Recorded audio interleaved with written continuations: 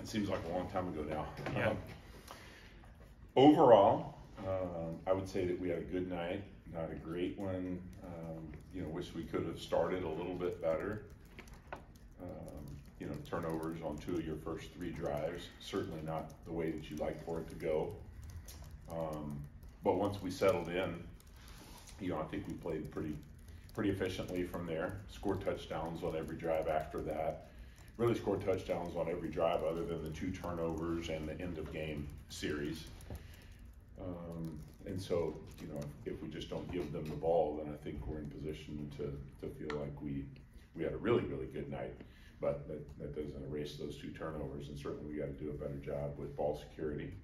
And then, I think as the game went on, they played a little bit more conservatively after we took a couple of shots early, and that resulted in us running the ball quite a bit, and them playing a lot of cover 2 behind it, and giving us the opportunity for the run game to kind of be the feature from the second quarter on. One thing I was pleased with, there was I would say an appropriate amount of frustration on the sideline after we kind of hit that lull after the 2 turnovers. Then we come out, run the ball and get nothing on it, don't block it very well, needed a spark. We throw a bubble to Luke, who, as he often does, just kind of made something happen. And he was a spark for our offense when we needed a spark. We saw a lot of the end around jet motion stuff. I know you've done that in the past, but for you, how do you feel like that stresses a defense? Well, it's there are various ways you can get the ball around the edge with misdirection. There are reverses, there are options, there are quarterback zone reads. It's the fastest way to get the ball on the perimeter because you're handing it to someone right now, and then typically you either have an option read that could bring the ball back inside or the other way. So as opposed to most zone reads or triple options or even a reverse, it's sort of the inverse of that. So instead of ball here and then ball there, it's ball there and then here. And so I think it puts stress on the defense because there has to be some trigger by them to immediately deal with it. And once there is, then it gives you the opportunity to do other things off of that. Hey Jeff, do you have an advantage at all that you played one game in Illinois, hadn't really seen what you do maybe as an offense? I hope so. What's it like? We didn't obviously. I hope so. Yeah, just what's it like for you? It's your first year here, but with the team having played Illinois last year, how do you kind of negotiate that and taking inspiration from that game while also putting your own stamp on it? Yeah, well, obviously it's a game that you watch a lot because we're a bit of a unique offense and they're a unique defense, and so your eyes keep going back to that game to get a feel for how they're going to play us. I try not to talk a lot about the previous year or even the previous game because I'm a really big believer in the fact that this year is this year and this game is this game. There's a saying, no man ever steps in the same river twice because it's not the same river and he's not the same man. And I think that's true in football as well. However, I do think there are lessons that can be learned, and I think one of those lessons is the fact that they're very motivated to play this game, I'm sure, and so we need to make sure that we are as well. You guys did some rotating at right tackle with Nolan and Logan in the first half. Just what went into doing that in the first half, where I think a lot of times, right, you see that more in like the second half? Yeah, those are both guys that we feel like are capable players, battled for the position, and Logan won the right to start, but we always knew that there was a good chance that Nolan would play some as well. And, thought both of them did fine. And just overall, how do you feel about the offensive line's performance? I thought they got better as the game went on. I thought, the protection was really good. Weren't tested a whole lot. I don't mean that in any form of disrespect towards our previous opponent, but not a lot of pressure and not a lot of movement from the defensive line, and so I don't know if that was really an accurate reflection of where we are. We'll find out a lot more after this game because we'll certainly get a lot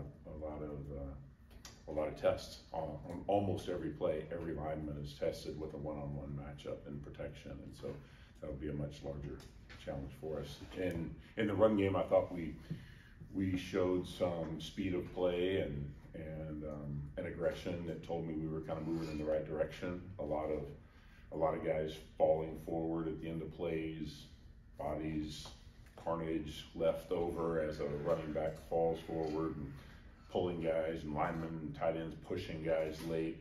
And so I think it could be the start of something in how we'd like to be able to say we can run the ball. Jeff, when you look at Illinois on film, what do you see from their defense? So a very aggressive brand of football, number one, 90% of the time, more than that. 5 guys up on the line of scrimmage, as I alluded to a minute ago, a real challenge for your offensive line in that respect. And then aggressive coverage to match.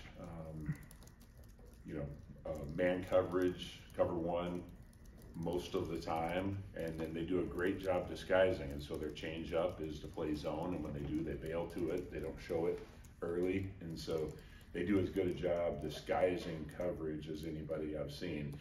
And they've got great speed in the secondary, and you don't play that much man if you don't feel like you have the guys who can cover man to man, and they do a really good job of it. And so what it will take in the pass game is guys winning those one-on-one matchups, both in the protection piece, one-on-one matchups up front, and then guys being able to shake one-on-one coverage and go win, and then put the ball where it needs to be and let a guy make a play on it.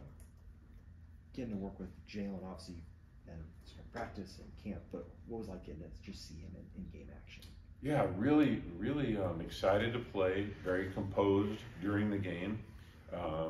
Like I said, even when we had some struggles early, was never rattled, never shaken, excited for the next series. I thought he was seeing the game well, and I thought his overall vibe on the sideline was really positive. Did you and Jalen have you had a specific conversation about off script and improv stuff? I mean, he's so used to what he's been doing, and now you're new to him, he's new to you, all that. Have you had to talk about that, or? Yeah, I think that goes back to trust. And I've tried to share with him and all of our players to some extent, but the guy who touches the ball every play, there's got to be a greater level of trust, certainly. But my message to him has been that I do trust him, and trust ideally is a symbiotic relationship, and so I hope that he feels that same way about me and about Z and our entire coaching staff, and I think he does. And I think if you have that trust, then he understands that it's his job to be the best version of JD that he can be within the system. So going off script is, okay, this is the play that was called, and here's how we're going to run it, and now I've got to do this because this happened. The receiver who was primary fell down, or one of my linemen got beat in protection, or the snap was errant and I couldn't get the handoff. And so when those things happen, I've encouraged him to just be him, and other people around him, I think, recognize that there's real strength in that. And I just go back to the word trust, and I really do trust him to make the right decisions, and to know when it's time to improv. Yeah, especially with a veteran like that. Are you comfortable with that? Coaches are famous for control, right? But are you, generally speaking, comfortable with the guy having that much freedom? Yeah, absolutely. If I wasn't, then I think I would be keeping him from being who he could be. And I would say that about any player, but certainly a guy who has the sort of creativity that he does in his game. If I tried to say this is exactly how this play has to be run, then I think it would really hamstring him. I think he would be unhappy, and I think he would be less productive. And then on top of that, that's just not how football works. We draw plays up on board.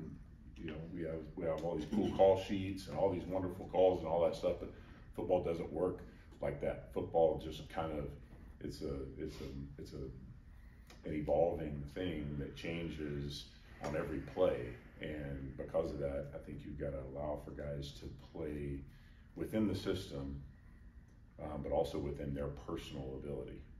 Like the river. Like what? Like the river. Yeah. Thanks. Being on the sideline and having the in-helmet communication, just how'd that process go for you guys?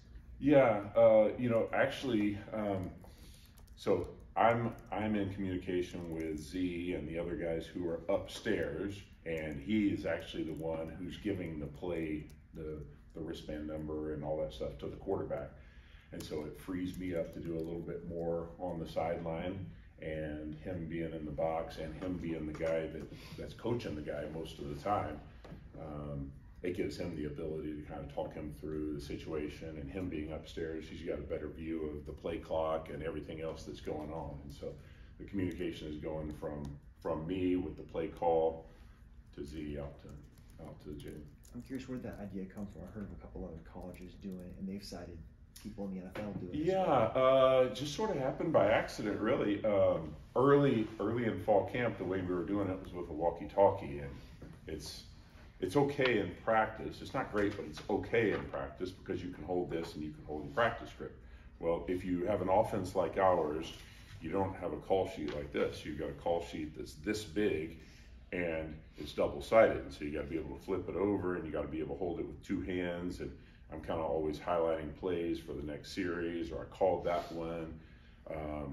And so as I'm working on that, it was just really hard to do that and try to hold the walkie-talkie in scrimmages.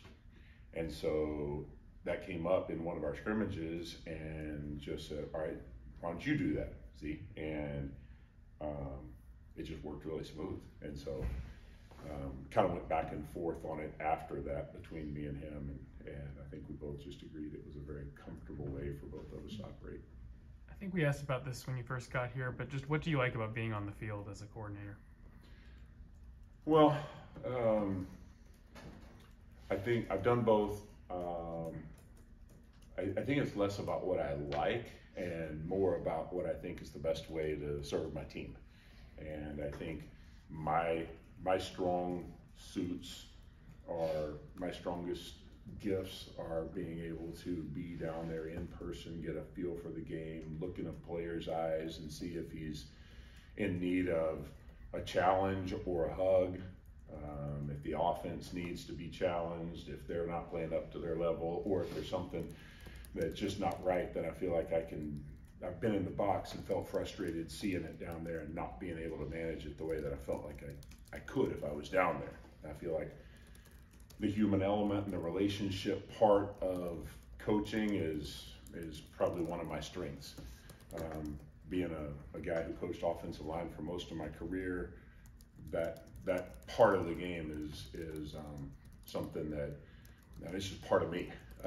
Being in the box, you can see the game a little bit better, but what I've found is if I've got somebody who's really qualified who can see the game for me in the box and help me that way, which Z is certainly really, really good at that, then it allows all of us to kind of lean into what we do best. One of the things that Illinois does that's a little bit unique is they basically have a 5-man front with the 2 guys walked up, and then they change what they do at the second level. How does that impact the way that you guys block things and maybe what you talk about with the offensive line this week? Yeah, it makes it really, really challenging to create double teams. And so in most cases, it depends on the scheme, but in most cases, you don't have any double teams. In some cases, you might have one double team, whereas if you have an even front with 4 guys on the line of scrimmage, you are often in position to have 2 double teams. And so it just puts more stress on every player on every down. Does it change kind of the angles that you guys are able to hit too? Like maybe it's a little bit further to the left or further to the right than where it would be? Yes, to some extent, but that's also coupled with the coverage that they play. Sure. So